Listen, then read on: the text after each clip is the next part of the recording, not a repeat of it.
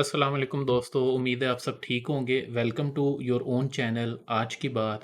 आज का टॉपिक बड़ा इंटरेस्टिंग है। आज हम बात करेंगे फेडरल शरीयत कोर्ट की एक डिसीजन के ऊपर कि पाकिस्तान को इंटरेस्ट फ्री बैंकिंग सिस्टम बनाया जाए। मैं आपको ये बताता जाऊं कि ये डिसीजन पहली दफ़ा नहीं आया, इससे पहले भी ये डिसीजन काफ़ी दफ़ा आ चुका है और ये 1990 से सिलसिला चला था और अभी गवर्नमेंट ने ये विदड्रा किया है कि जो गवर्नमेंट के बैंक्स की अपील से उन्होंने विड्रा की हैं। तो मैं कामरान साहब से पूछता हूँ कि ये एक्चुअली मुझे इसकी थोड़ी डिटेल बताएं कि इसमें हुआ क्या है। जी कामरान साहब।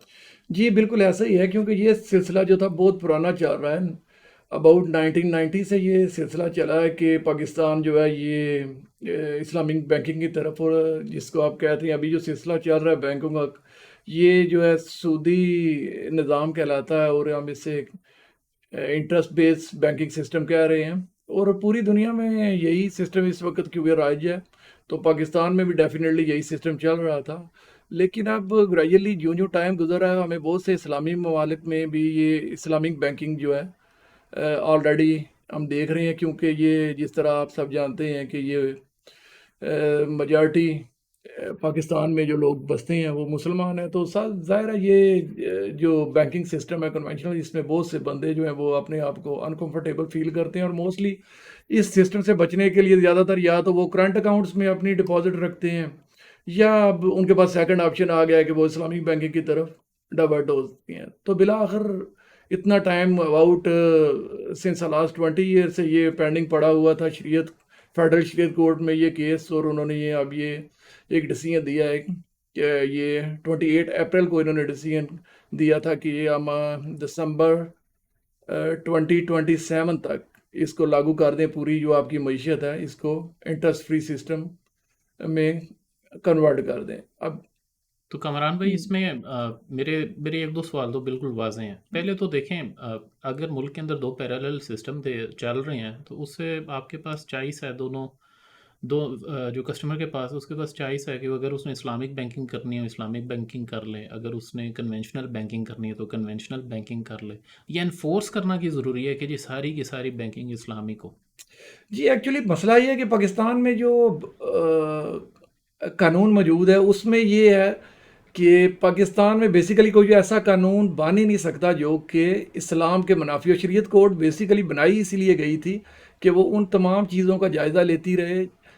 ऐसा कोई भी कानून या कोई भी चीज़ जो कि कानून के ख़िलाफ़ यानी कि इस्लाम के ख़िलाफ़ चलेगी, तो उसको आप कोर्ट में ले जाकर चैलेंज कर सकते हैं।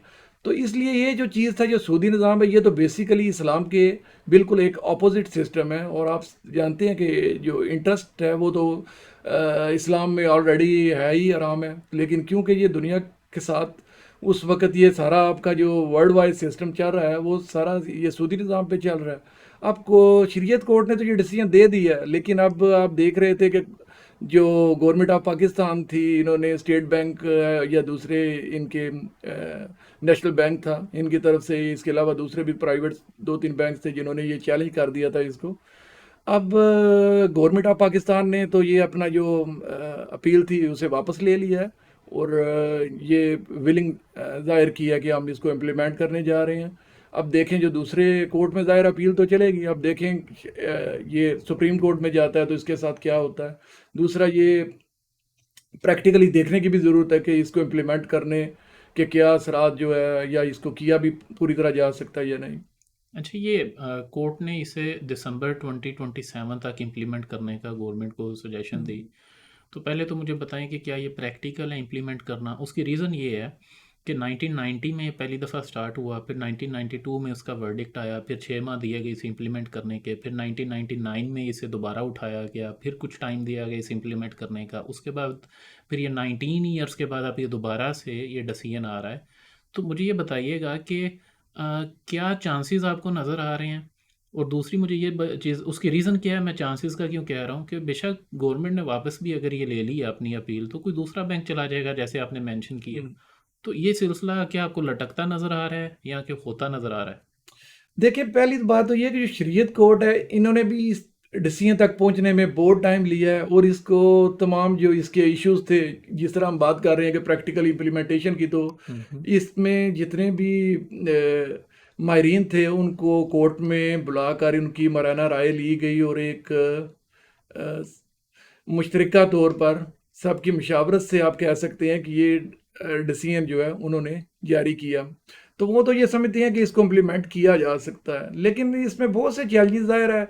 अब सिर्फ बैंकिंग तो एक कंपोनेंट है इस फाइनेंशियल पूरे सिस्टम का। हम्म। बाकी गवर्नमेंट्स जब आउटसाइड से बारो करती है, आईएमएफ है, आपके वर्ल्ड बैंक है, डेवलपिंग इंस्टीट्यूट्स हैं, वो आपको इस तरह लोन तो नहीं देते हैं, वो तो इंटरेस्ट बेस्ड लोन होते हैं। तो और अगर आप कहते हैं कि हमारा कानून तो इसकी इजाज़त नहीं देता, ठीक है, तो फिर वो उनके साथ आप किस तरह डील करेंगे, ये एक इश्यूज़ हैं।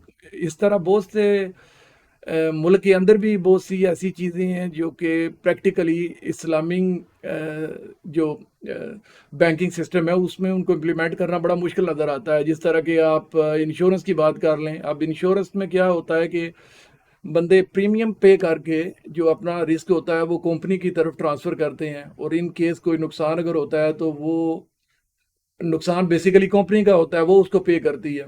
तो इस्लाम में जो है वो इस चीज़ की अलाउ नहीं है। इसी तरह आपको प्राइस बॉन्ड में इंस्टेंटली आपको प्रॉफिट नज़र आता है, वो भी इस्लामिक बैंकिंग में होता हुआ इस तरह इम्प्लीमेंट उसको करना को मुश्किल नज़र आता है। सो इस तरह के बहुत से इश्यूज़ हैं। गवर्नमेंट है अपने बॉन्ड्स जो है लॉन्च करती है, वो आपके इंटरेस्ट के ऊपर बेस कर रहे होते हैं। तो इन चीज़ों का कैसे गवर्नमेंट हैंडल करेगी, ये तो आप वक्त ही इसको डिसाइड करेगा। अच्छा, इसमें पहले से मुल्क के अंदर काफ़ी अनसर्टिनिटी है। इंटरनेशनल आपके रिलेशंस हैं, इंटरनेशनल बैंकिंग है, आपकी टर्म्स हैं, आपने लोन लेना होता है। तो इससे क्या मज़ीद अनसर्टिनिटी नहीं आएगी, क्योंकि आप एक ऐसे सिस्टम की तरफ जा रहे हैं जो शायद पहले इम्प्लीमेंट नहीं हुआ? या अगर आप सिर्फ और सिर्फ इस्लामिक बैंकों को अलो करेंगे तो वो तो सिर्फ बैंकिंग की हद तक है। आप बहुत सी चीज़ें हैं, जैसे एक नॉर्मल कारोबारी को इससे क्या फ़र्क पड़ेगा, आपकी इंपोर्ट एक्सपोर्ट पे इससे क्या फ़र्क पड़ेगा, जो फाइनेंशियल मनी लेंडिंग है उस पे क्या इससे फ़र्क पड़ेगा, जो एग्जिस्टिंग आपके जिस तरह स्टॉक एक्सचेंज के अंदर कंपनीज़ हैं तो उसमें भी आप देखेंगे कि दो इंडेक्सेस हैं, एक KSE 100 इंडेक्स है, एक KMI है जो कि इस्लामिक कंपनीज़ का इंडेक्स KMI 30 बना हुआ है। तो मतलब आप क्या देख रहे हैं कि ये बाकी में अफेक्ट क्या आएगा इस ये अनसर्टिनिटी? क्या बेहतर है, क्या हमें इस तरह से जाना चाहिए था जिस तरह से ब्रेग्जिट जब हुआ तो यूके की गवर्नमेंट अभी तक ब्रेग्जिट के उन्होंने बहुत सारे साल लिए इसे स्टेप बाय स्टेप करते करते, तो आप क्या इसमें रेकमेंड करते हैं? जी, टाइम तो ऑलरेडी कंज्यूम हो रहे हैं। मैं जिस तरह आपको बताया है कि बैंक इस्लामिक बैंकिंग सिस्टम जो है आपको अपने गिरदोरुआ में नज़र आ रहा है, तो ये आस्ता आस्ता कन्वेंशनल बैंकिंग जो है इस्लामिक बैंकिंग में कन्वर्ट हो रही है। उसकी वजह ये है कि मार्केट में आपको ये गैप नज़र आता है, तो इस्लामिक बैंकिंग जो है वो अरूज ले रही है उस, क्योंकि मोस्टली द पॉपुलेशन पाकिस्तान की जो है या जो लोग हैं वो अपने पैसे को इस सिस्टम में नहीं डालना चाहते। बहुत से बंदे बैंक्स में नहीं रखेंगे, नहीं तो वो करंट अकाउंट में चले जाएंगे। अब जब उन्हें ये ऑप्शन मिला है तो वो इस्लामिक बैंकिंग की तरफ ज़्यादा जा रहे हैं, और इस्लामिक बैंकिंग आप नज़र आता है कि आप हर शहर में आपको ये बैंक्स की ब्रांच ज़्यादा खुलती हुई नज़र आ रही हैं।